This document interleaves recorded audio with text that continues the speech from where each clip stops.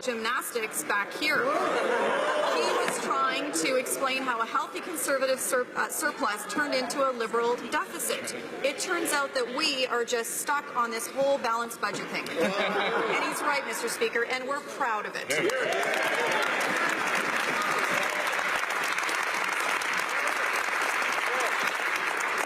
My question to the Prime Minister is simple. Is he actually ever planning to balance the budget? Prime Minister.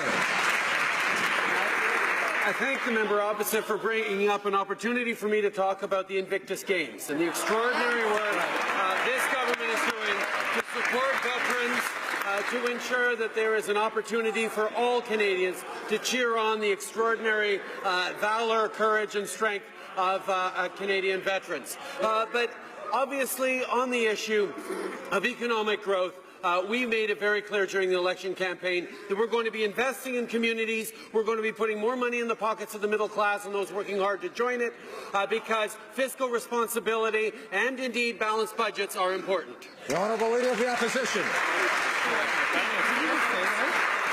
Well, Mr. Speaker, we've all heard of March Madness. Here's what the Liberals did in March by their own budget numbers. They took the $7.5 billion surplus we left them, spent every dime of it, and then spent another $5 billion on top of that in 1 month.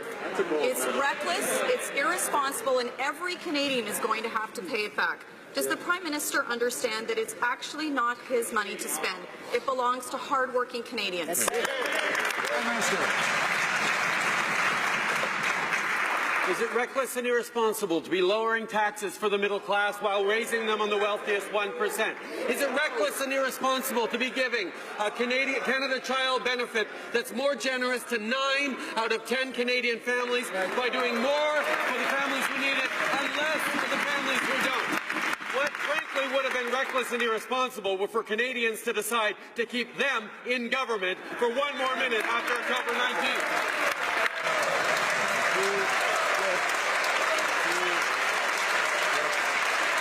The Honourable Leader of the Opposition. Let's just skip to the push-ups. Mr. Speaker,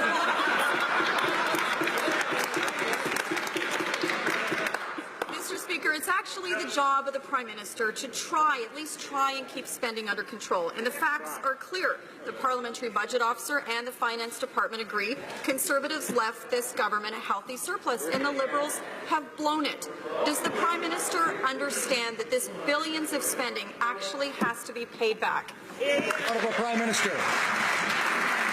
I'm pleased that the member opposite now has discovered what apparently she thinks the job of the Prime Minister is, because the previous Prime Minister added $160 billion to Canada's debt with very little to show for it. Indeed, for 10 years we had lower economic growth than Canadians needed to have. We had underinvestment in our infrastructure, in our communities, in public transit.